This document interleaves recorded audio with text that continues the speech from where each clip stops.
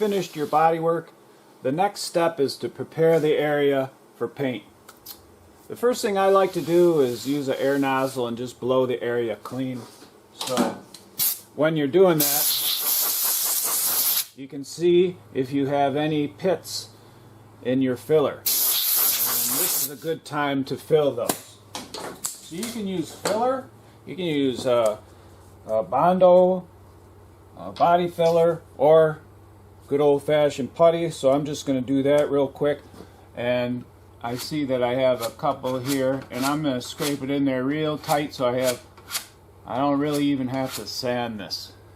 Just a few tiny little ones. And maybe one right here.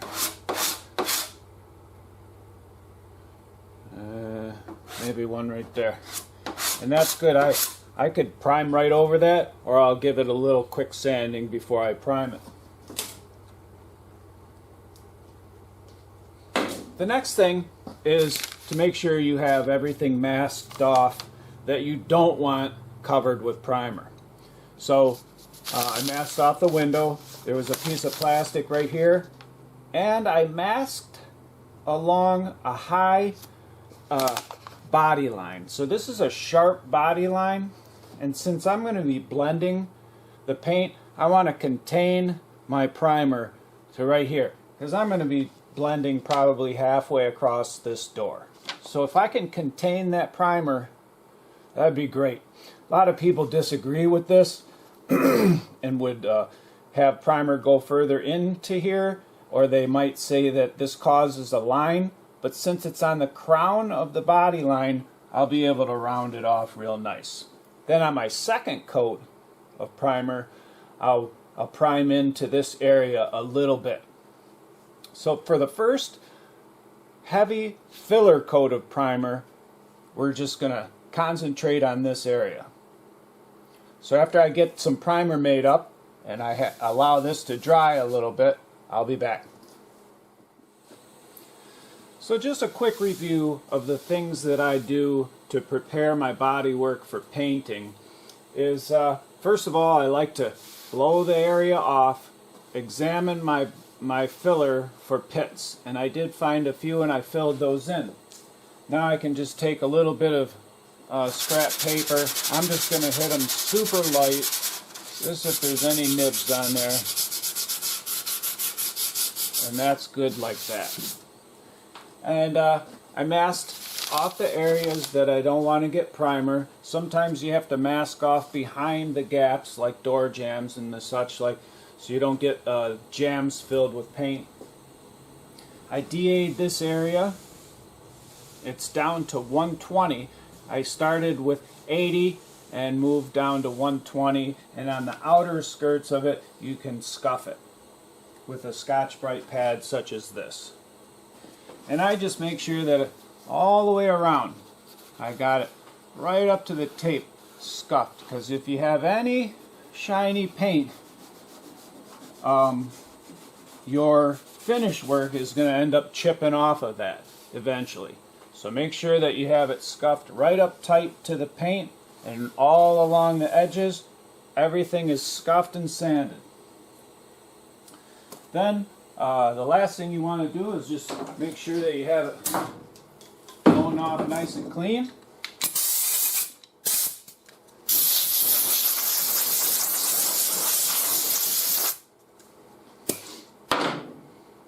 And as for primer, I just use lacquer primer, mainly because it's cheap. All your two-part primers are great. Catalyzed primers are awesome. It's like putting a layer of Bondo over this. We're going to put 3 coats of primer, because this is our build-up primer. We want to build up the thickness of our primer, because I'm not sure exactly what this bodywork looks like, and there are going to be imperfections. So this primer is going to be our blocking primer. We want to get it nice and thick so that we have something to block, something to work with.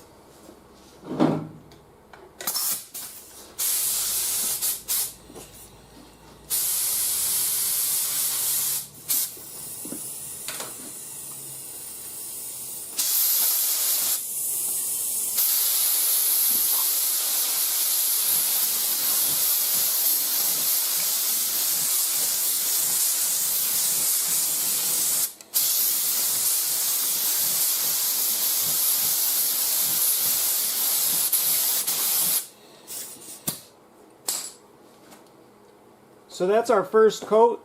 I'm going to let that harden and I'll be back.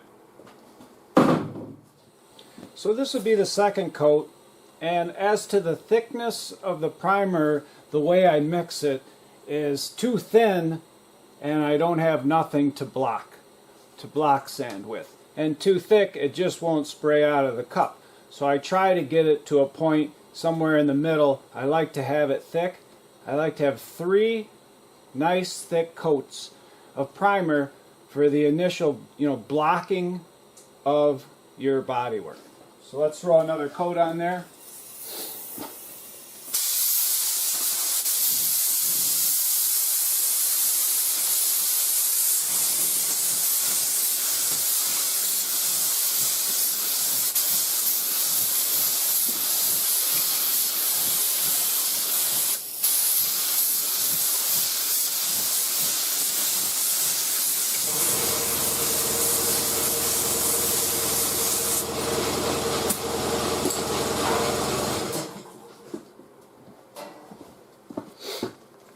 Now, with it being shiny, as I spray it, I like to look down the shininess of the primer, and I'll be able to see if my body line and my body work is straight. So as you prime, you can see what your body work looks like. When I put the third coat on, I'll be back. After your primer dries, the next step is to block sand. Again, I put 3 pretty heavy coats of lacquer primer on this. I waited about 2 or 3 hours, came back, and it's dry. It's about 70 degrees in here. So what I like to do, a couple of my favorite blocks is this guy. He's a medium size, and I just have 80 grit on that. And then after I hit it with the 80, I'm just going to come back with some old 120 on this rubber block and finish it off with that. So I'm just going to start it out with this 80 grit to knock it down quickly. So one thing I like to do as a guide coat is hit it with some black spray paint so I can see those little dots of black spray paint in the low areas.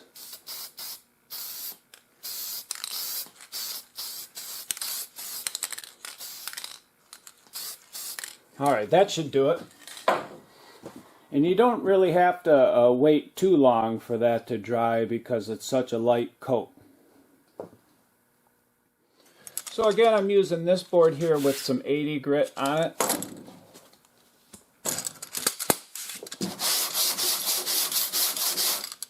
And this is, I'm going to block this first.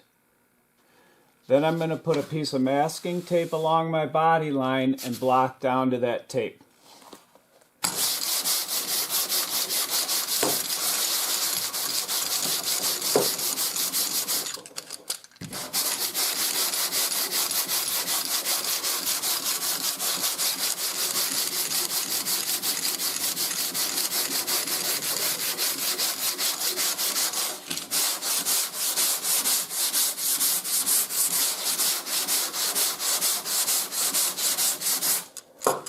And let me back the camera up so you can see more of this dent. So I do have a little bit of a low area here, here, and some spots down here. So I'm going to keep blocking until those go away.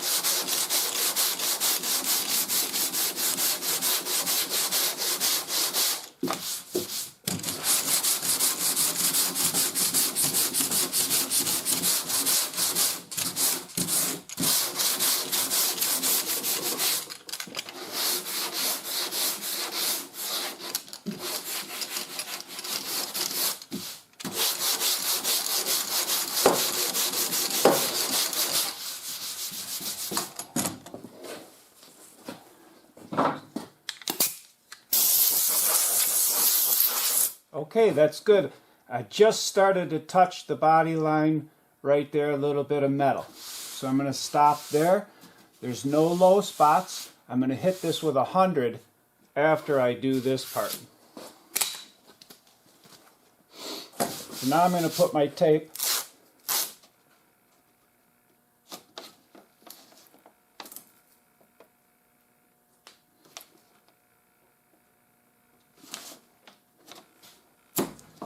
right straight across that body line. Now I'm going to block down to that. Let me move the camera so you can get a better angle. So now I'm going to block this secondary area down to the tape line.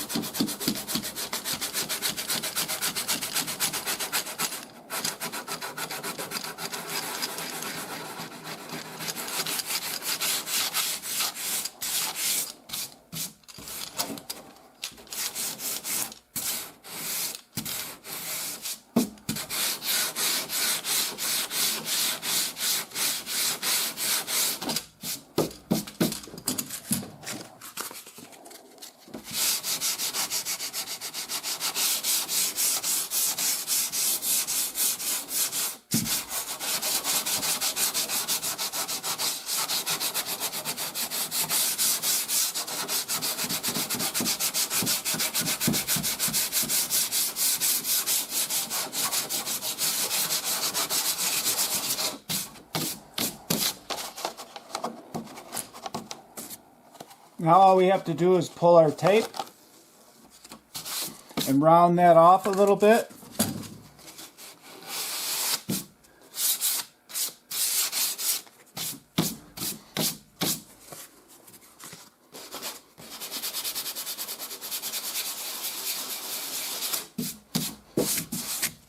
And then hit this area here real quick with 100, and then we'll throw primer on it again.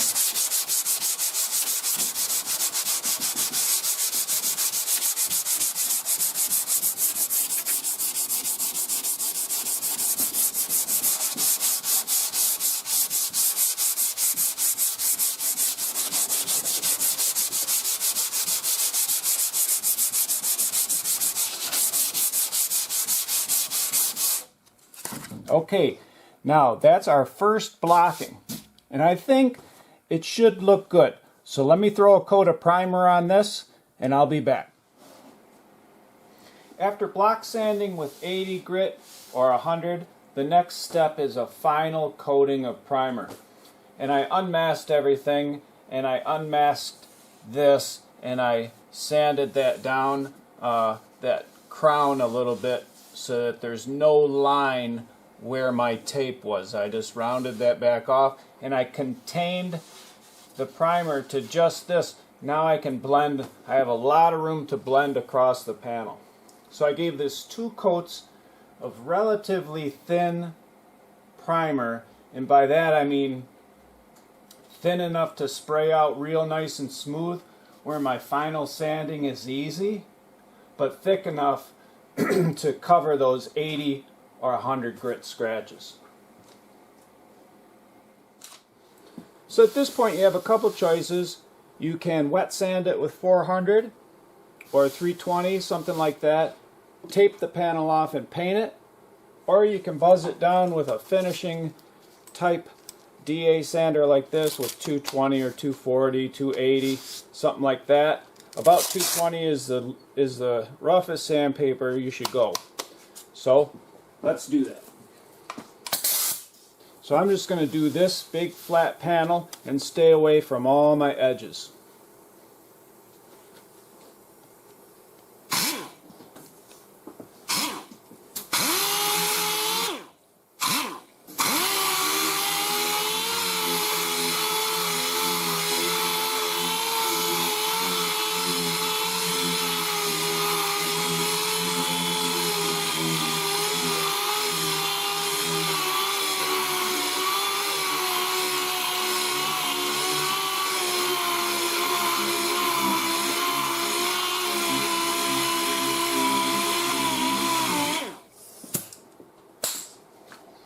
that's about as much as I'm going to do with the DA.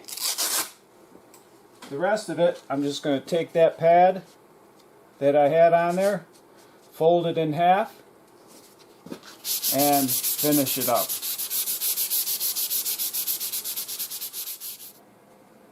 So I finished sanding this area with 220, the sheet that was left on the DA. Just folded it in half and finished it up. I scuffed all the edges and around the lock. So this panel is ready to be painted. All I have to do is tape it off and paint it. I'm going to blend about halfway and then clear the rest of it. I'm going to make another video on that called blending paint. I hope you enjoyed this video on how to prepare your bodywork for paint, and I hope in some way it helps you out.